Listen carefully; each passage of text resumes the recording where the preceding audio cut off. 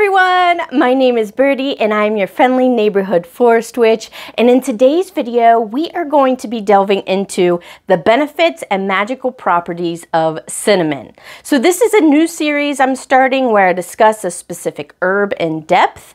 I'll also be reviewing 101 Amazing Uses for Cinnamon by Nancy Chen, which is another series I'll be starting where I review witchy books. So this video is a 2-for-1, and as an extra bonus, I'll also be trying 7 recipes within this book to share with all of you. So grab your favorite fall drink and a snack because this is sure to be a long one. So let's begin.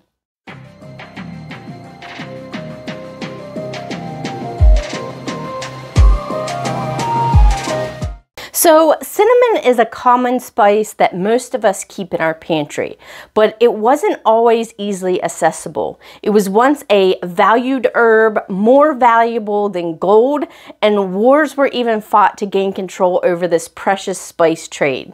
Its history dates back to the ancient Chinese, Egyptians, and Romans, and was used for medicine and for embalming, and that's just to name a few. Chen writes, the ancient Egyptians used cinnamon to embalm their dead bodies, likely due to cinnamon's antibacterial properties. In the Bible, cinnamon was noted to have been used in anointing oil and for other religious ceremonies. Emperor Nero of ancient Rome was rumored to have burned an entire year's supply of cinnamon at his wife's funeral in 65 CE. But what is cinnamon and where does it come from?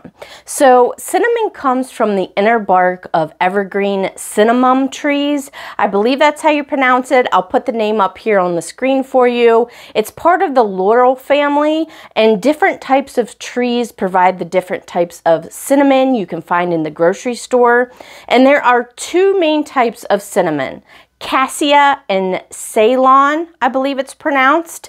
And Cassia is the more common type of cinnamon that we find in the grocery store, and it has a more intense flavor than the Ceylon cinnamon. However, Ceylon is what many people call true cinnamon, and it's harder to find, hence it's more expensive. And its delicate flavor lacks that intense spiciness that Cassia has.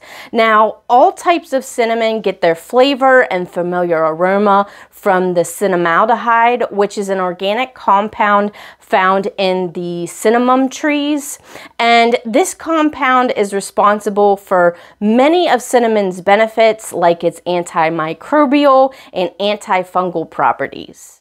So as you may know, cinnamon comes in a variety of forms like bark, powder, stick, and essential oil, which is its most concentrated form. And the cinnamon bark is the hardest to come by and can usually be found online or at small spice stores. So you're not going to be able to find this typically in your regular grocery store. And the bark is the most unprocessed form of cinnamon. So it can be ground up to produce the cinnamon powder, or it can be rolled up to form the cinnamon sticks. So what's the best way to use cinnamon? Ground cinnamon, as you may know, is the most popular and can be used to enhance food. It can be used in making various household cleaners and even in DIY beauty products. Cinnamon sticks help lend a sweet flavor and aroma to the liquid it's sitting in, like drinks, soups, or simmer pots. And then as far as cinnamon sticks, because the sticks aren't broken down like the powder is, they have a less potent flavor. And then as far as the cinnamon essential oils, they can be used topically when mixed with a carrier oil like olive oil or coconut oil. If not, they can definitely burn the skin, so definitely be sure to use a carrier oil. It can also be used in homemade lotions, fragrances, candles, and other homemade cosmetic products, just to name a few. And then cinnamon can also be purchased in supplement form, which are said to help boost your immune system, support your body with powerful antioxidants, and also help with brain function and memory. So I spoke briefly on cinnamon's antimicrobial and antifungal properties, as well as some health benefits, but cinnamon can be used for a wide variety of nutrition, beauty, health, and home benefits, and also holds numerous magical properties in witchcraft. So let's delve even deeper into this multifunctional herb. So as I mentioned, cinnamon is a great source of antioxidants and actually has several healing properties, including effects that help block the sensation of pain. Therefore, it can be used to make throat lozenges, cough syrups, mouthwash for mouth pain and mouth sores, treating insect bites, soothing menstrual cramps, healing wounds, aiding in digestion, and that's just to name a few. And since I just had COVID and I'm still suffering with an annoying cough, I thought I'd try out the recipe for cinnamon apple cider vinegar cough syrup that Chen shares in her book. So for this recipe, you'll need 4 cups of water, 1 cup of raw local honey, 1/4 cup of lemon juice, fresh or bottled, 2 tablespoons of apple cider vinegar, 1 tablespoon of cinnamon powder, 1 teaspoon of cayenne pepper, and 1/4 knob of ginger grated, or 3 tablespoons of ginger powder, but fresh is better. First, boil the water, then lower to a simmer. Add all the ingredients and simmer until the volume is reduced by half. Then strain using a cheesecloth or a fine mesh strainer, and then store in a glass jar in the fridge and use 1 to 2 spoonfuls as needed, and this can be stored up to 2 months. So this cough syrup surprisingly worked well. I was hesitant at first, especially adding the spices, because I thought maybe they'd irritate my throat further, but they didn't, and it tastes great. So I definitely recommend keeping this recipe in your back pocket, especially with the colder months approaching. Another property of cinnamon is actually its ability to help stimulate hair growth. Therefore, cinnamon essential oil has been found to possibly treat alopecia as well as hair loss due to age, genetics, and even hormones. And since hair loss runs in my family, I've been actively trying to combat this for years. I've tried numerous methods, and I thought I'd also give Chen's cinnamon hair and scalp mask a try as well. She says the mask not only helps boost circulation, but it also nourishes the hair that is already present. So for this recipe, you'll need 2 tablespoons of extra virgin olive oil, 2 drops of cinnamon essential oil, 1 tablespoon of honey, and 1 egg. First, crack the egg into a bowl and whisk. Then add the remaining ingredients and whisk to combine. Apply the mask on your hair and scalp. She recommends massaging it into your scalp and working it all the way through to the ends. Then cover your hair with a shower cap or plastic bag and let the mask sit for 20 to 30 minutes. Then shampoo the mask out in the shower. It may take 2 shampoos and condition as usual. This recipe was so easy and it was made with limited ingredients. Now, obviously, I can't tell whether or not it affected my hair growth after one treatment, but my hair was noticeably less frizzy after using the mask, and my hair smells amazing. It smells just like cinnamon. So I think I'll continue using this mask and just see how it goes. Next, cinnamon isn't just an antifungal for humans, it's also an antifungal for plants as well. And cinnamon essential oil has been shown to be effective against a multitude of plant diseases caused by fungi such as dry bubble, dollar spot, and pitch canker disease. And one of my houseplants seems to have some sort of fungus on the soil, so I made up some of Chen's cinnamon fungicide plant spray to try and get rid of this mysterious fungus. So for this recipe, you'll need 24 ounces of water, and 4 drops of cinnamon essential oil. Now, I quartered this recipe since I'm only doctoring one plant right now. So for this recipe, just combine the ingredients in a spray bottle and shake vigorously, then spray directly on the affected plants and soil once per day until the affected area gets better. This was a super simple recipe, and I will just continue to spray the soil once per day until the fungus disappears, just like Chen suggests. With fall approaching, cinnamon is the perfect spice to enhance your drinks and your meals. I love making myself a cozy drink and curling up with a good book during fall. So when I saw Chen's recipe for Mexican superfood hot chocolate, I knew I had to try it. She even gives a brief history of the drink. She says, hot chocolate, or drinking chocolate, was first drunk in Mexico as early as 500 BCE. In 1500 BCE, Cortez brought it from Mexico back to Spain, where they replaced the vanilla with cinnamon and added sugar, making it more similar to the hot chocolate we know and love today.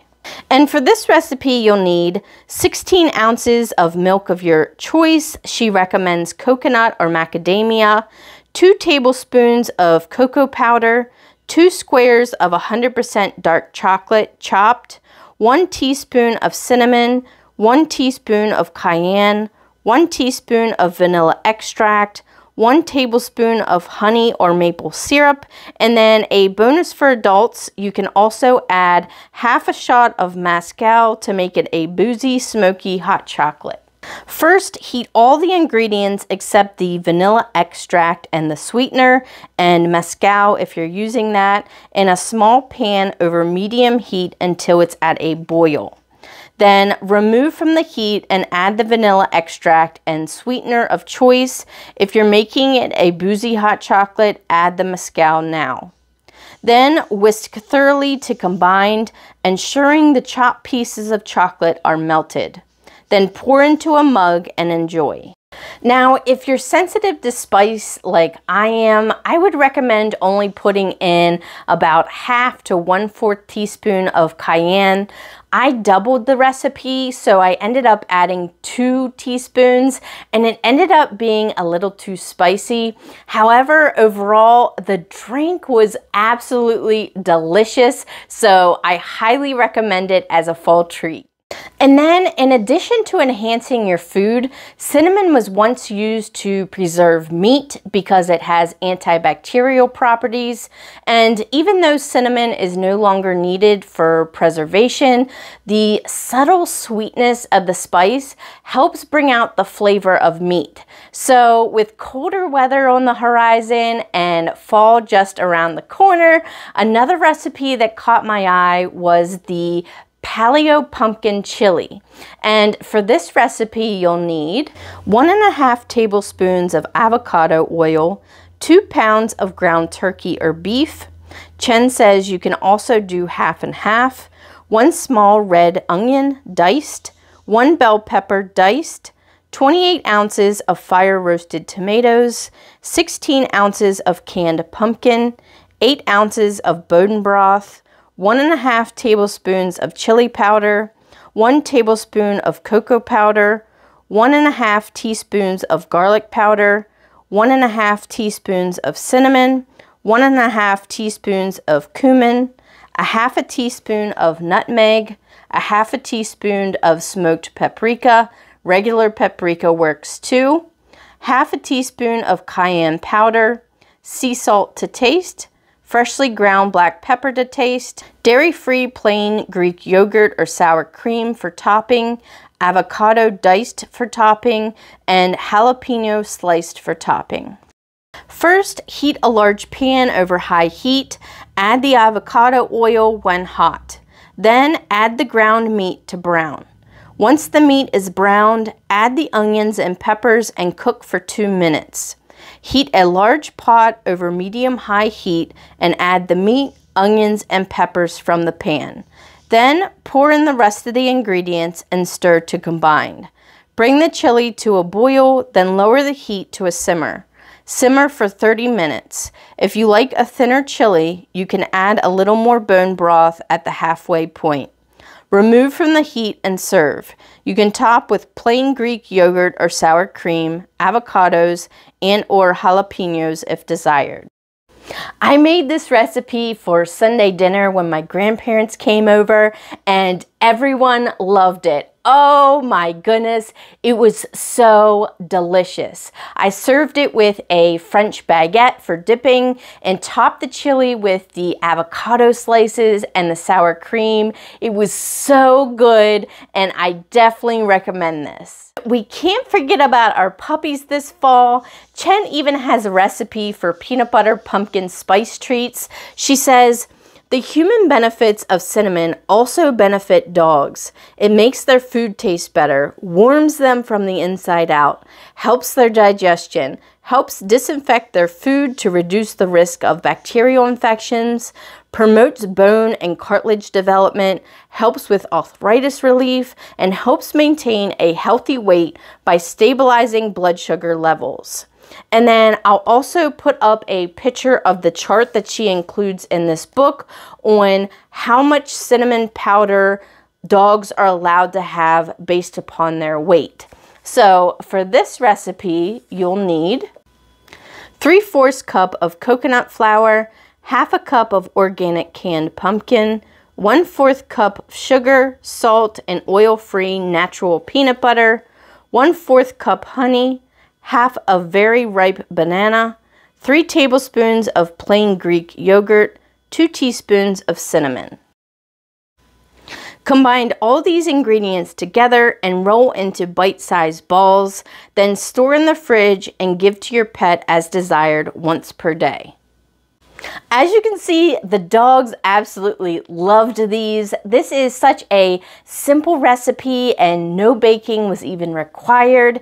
Keep them refrigerated and the dogs can have one per day as a fall treat. Now let's delve into the magical properties of cinnamon. So let's first talk about the correspondences of cinnamon. Cinnamon is considered masculine and is part of the fire element. It's associated with the sun and Mars, and the astrological sign of cinnamon is Aries. And then cinnamon is associated with the deities Aphrodite, Dionysus, Mercury, and Venus, and the chakras that work with cinnamon are the root chakra and the sacral chakra. And then cinnamon also invokes lust and is considered an aphrodisiac. And like its health benefits, cinnamon also has several magical properties. It can be used for protection against negative energy and magical, spiritual, or psychic attacks. It can also be used to protect your home and be used for cleansing or dispelling a space of negative energy. Many people consider cinnamon to almost be as powerful as white sage or palo santo in cleansing spaces of negative energy. And you can either burn the raw cinnamon sticks, the cinnamon powder, the cinnamon cones, or even cinnamon incense sticks. Cinnamon is also good for prosperity. Its association with abundance and wealth make it a popular ingredient in money and success spells. And then since cinnamon is an aphrodisiac, like I mentioned, it can be used to attract love, enhance passion, and even strengthen relationships. It's also believed to enhance your psychic abilities, aid in meditation and divination, and even deepen your spiritual connections. And it's also an energy booster. Its warm and stimulating properties can be used to not only increase your energy levels, but also increase your motivation. Obviously, these are just a handful of things cinnamon is used for in magic, but I think the ones I have listed provide you with a good basis to start your workings with cinnamon. So now let's put cinnamon to use in our practice. I have converted Chen's cozy and luxurious bath salts recipe into a bath ritual. So to make the bath salts, you'll need 2 cups coarse sea salt, 2 cups Epsom salt, 2 tablespoons of ground cinnamon, 5 drops of cinnamon essential oil, 5 drops of clove essential oil, 5 drops of vanilla essential oil, and 1 cup of dried rose petals, which is optional. Combine all ingredients together until evenly mixed and then store in a glass jar. And I just wanted to note, for this recipe, I didn't have vanilla essential oil, so I just used vanilla extract since it is food and skin safe. And also I added an autumnal herb blend from the Witch's Roots box, in addition to the rose petals to represent the seasonal shift. Since I am still recovering from COVID, I wanted to create a bath ritual specifically for healing, physical healing. Therefore, the cinnamon within the bath salts is going to represent healing. The clove is for speeding up my recovery. The vanilla is for calming and for peace. And then the roses are for self-love. For the bath ritual, you'll need the cozy and luxurious bath salts we previously made, a selenite wand, 1 red candle, 1 orange candle, 1 yellow candle, and at least 4 clear quartz crystals. First, pour the bath salts under running water. Before getting in the tub, cleanse your aura with a selenite wand, but be sure to not get the selenite wet. Then light a red candle for physical energy, an orange candle for health, and a yellow candle for optimism. Place your clear quartz crystals in all 4 corners of the bath. If you have enough, surround the tub with clear quartz. Clear quartz is a master healer and is believed to support the entire energetic system. Then step into the bath and allow the water to cover as much of your body as possible. Take 10 deep, powerful breaths, inhaling the scents of your bath and exhaling, allowing your entire body to relax as you do so. Then say the following words 3 times as you envision the illness leaving your body. Magic mend and candle burn. Sickness end, good health return. Soak in the tub for 20 minutes, focusing on your good health and your illness dispelling from your body. As you pull the plug, envision your illness going down the drain. Finalize the ritual by snuffing the candles and saying, "So mote it be." Then, last but not least, I'll give a short review of Chen's book. First, I like that she organized the book according to the 4 different sections of nutrition, beauty, health, and home. And I love the diversity of the recipes, and the ones that I tried were really, really good, especially the pumpkin chili. Absolutely loved that one. And I also liked that she adds insightful knowledge and history to each section. And in my opinion, this just adds to the depth of the use of cinnamon. However, I will note that if you're reading the book completely through like I did, it does become a bit repetitive with what cinnamon's benefits are because she repeats them in multiple sections.